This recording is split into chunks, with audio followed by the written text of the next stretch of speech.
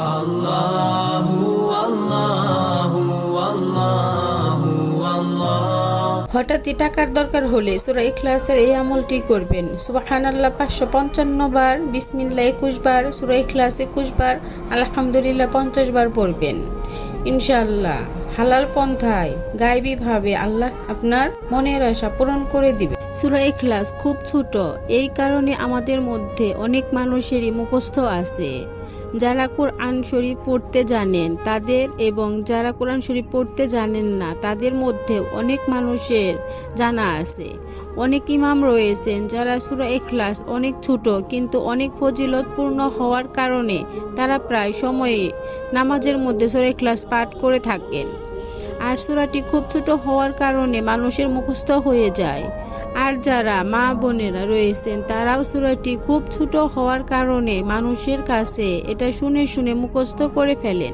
তারপরেও যাদের মুখস্থ নেই তাদেরকে আমি আজকে এই আমলটি বলে দেওয়ার পর মুখস্থ করার চেষ্টা করব। আগে আমি আমলটি কিভাবে করবেন, কোন নিয়মে পড়তে হয় এবং সূরা ইখলাসের কিছু ফজিলত সম্পর্কে আমি আপনাদেরকে বলবো। তারপরে আমি যাদের সূরা ইখলাস মুখস্থ নেই তাদেরকে তা মুখস্থ করানোর চেষ্টা করব।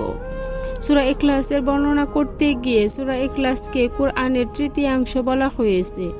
তাহলে একবার শুনুন এই সূরা ইখলাসের কত গুরুত্বপূর্ণ ফজিলত রয়েছে। একবার এক সাহাবী নামাজে প্রতি 2 রাকাতের মধ্যে একবার পড়তেন। এটা যখন তার আশেপাশে অন্যান্য সাহাবীরা জানতে পারে, তারা হুজুর পাক সাল্লাল্লাহু আলাইহি ওয়াসাল্লামের কাছে গেলেন এবং আল্লাহর রাসূলের কাছে নালিশ করলেন, ইয়া রাসূলুল্লাহ, এই ব্যক্তি প্রত্যেক 2 নামাজের মধ্যে একবার সূরা ইখলাস পড়ে।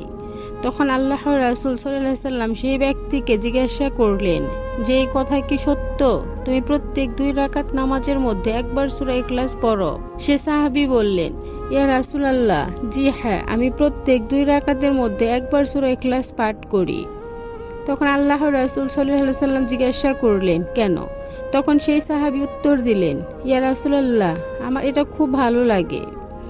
সূরা ইখলাস অনেক ফজিলতপূর্ণ এবং আমার এটি পাঠ করতে খুব ভালো লাগে, এর কারণে আমি পড়ি। তখন আল্লাহর রাসূল আর তাকে নিষেধ করেননি এবং সেই সাহাবী এই সূরাটি পড়ার কারণে এবং এই সূরাটির প্রতি ভালোবাসা রাখার কারণে জান্নাত নসিব হবে। আল্লাহর রাসূলের হাদিস অনুযায়ী কথা প্রমাণিত হয়েছে। সূরা ইখলাস এটি মক্কায় অবতীর্ণ।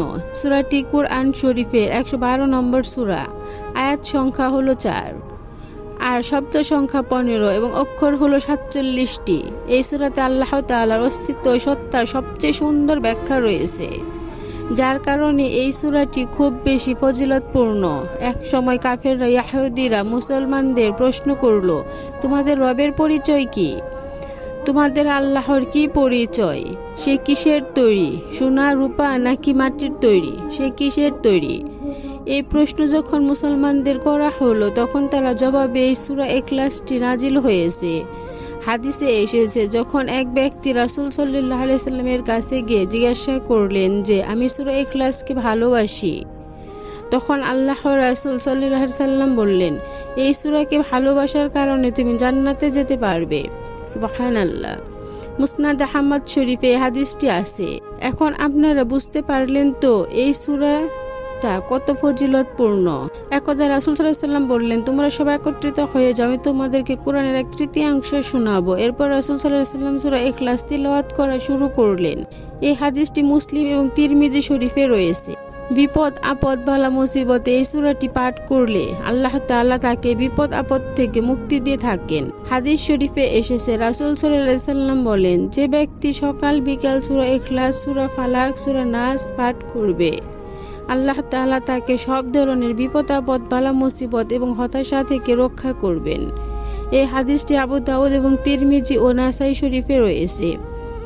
আপনাদেরকে আরেকটি সুন্দর হাদিস শোনাই, তা হলো রাসূল সাল্লাল্লাহু আলাইহি সাল্লাম প্রত্যেক দিন ঘুমানোর আগে সূরা ইখলাস এবং সূরা ফালাক ও সূরা নাস পাঠ করতেন। এরপর তার 2 হাতে ফু দিয়ে পুরো শরীরে এবং মাথা মাসহ করতেন, তারপরে ঘুমিয়ে পড়তেন। এই হাদিসটি বুখারী, আবু দাউদ ও তিরমিজি শরীফে রয়েছে।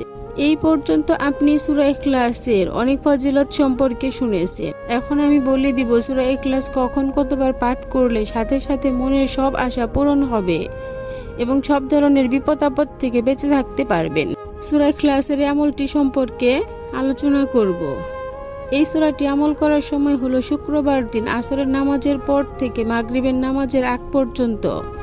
মাঝের সময় আপনি এই সূরাটি 3 বার বা 5 বার বা 10 বার পাঠ করবেন।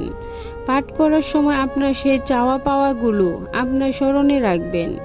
ধরুন আপনি কোনো শত্রুতামি থেকে রক্ষা পেতে চান, তাহলে তার স্মরণ নিয়ে সূরা ইখলাস 3 বার 5 বার বা 10 বার শুক্রবার আসরের নামাজের পরে মাগরিবের নামাজের আগ পর্যন্ত পাঠ করবেন। তাহলে ইনশাআল্লাহ আপনি অবশ্যই ফলাফল পাবেন। আপনি সেই শত্রুতামি থেকে রক্ষা পাবেন। আর যদি আপনি কোনো বালা মুসিবত কিংবা কোনো দুঃখ কষ্ট দূর করার জন্য এই আমলটি করতে চান, তাহলে সেই বালা মুসিবতকে স্মরণ করে বা সেই দুঃখ কষ্টকে স্মরণ করে আপনি শুক্রবার আসরের পর থেকে মাগরিবের আগ পর্যন্ত এই সূরাটি 3 বার 5 বার 10 বার পাঠ করবেন। এখন যদি আপনার শুক্রবারের দিনে আমলটি করতে মনে না থাকে, তাহলে কখন করবেন? তাহলে সেই আমলটি করবেন বৃহস্পতিবার আসরের পর থেকে মাগরিবের নামাজের সময়ের আগ পর্যন্ত। আর যদি আপনার সেই দিনে আমলটি করতে মনে না থাকে, তাহলে আপনি আমলটি কখন করবেন? তাহলে এই আমলটি করার সময় হলো আপনি পুরো সপ্তাহের মধ্যে যখনই আপনার স্মরণে আসুক আপনি 2 রাকাত নামাজ পড়বেন।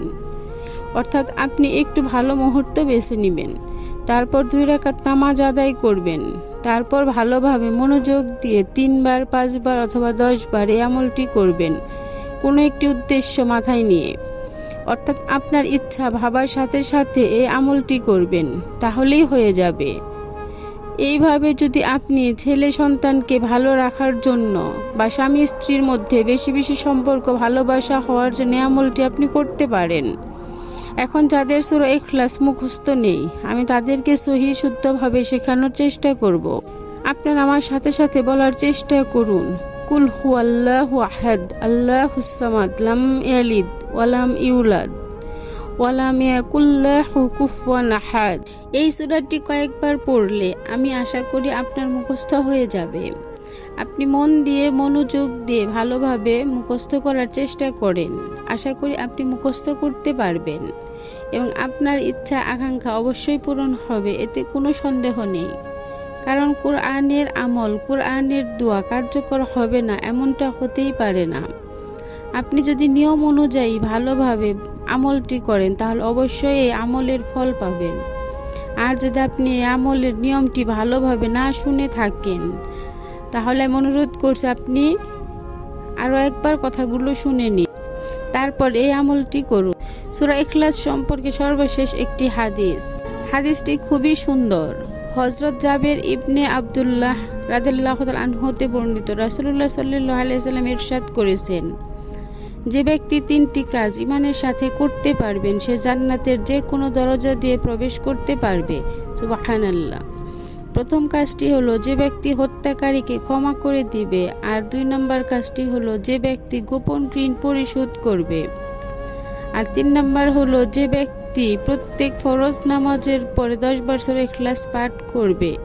সে ব্যক্তি জান্নাতের যে দরজা দিয়ে প্রবেশ করতে চাইবে সেই দরজা দিয়েই প্রবেশ করতে পারবে।